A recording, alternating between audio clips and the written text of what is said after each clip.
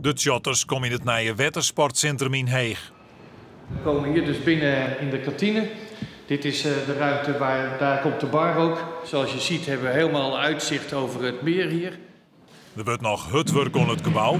Dag slessen de eerste Tjotters al op het nieuwe plak. Ze lagen wat weggestopt. Nu krijgen we een mooie basis. We hebben een goed onderhoud. We kunnen laten zien hoe het onderhoud is. En direct zit je op het meer. Dus we verwachten dat ze weer echt goed aan het varen komen. Voor het nieuwe onderkomen wordt geerwerken maar de Wettersportvereniging van Heeg. Die wil nou ook graag gebruik van de antieke boten. Wij proberen een zo gevarieerd mogelijk aanbod voor al onze leden te hebben. En wij zien die Tjotters daar ook als een aanvulling op. Kijk, hier komen we dus in de werkplaats van de Tjotters.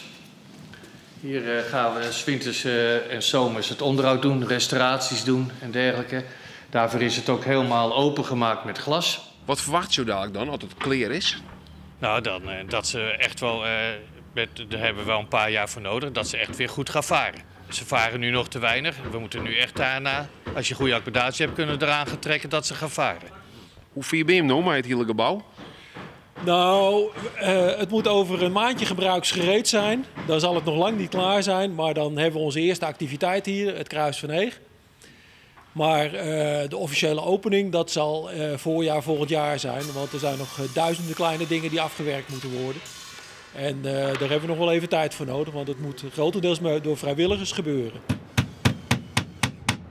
En hoe gaat het? Prima. Ja, het is prachtig mooi wordt het nou.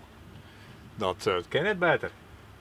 En dat met een hele hoop vrijwilligers, dat is prachtig. Ja.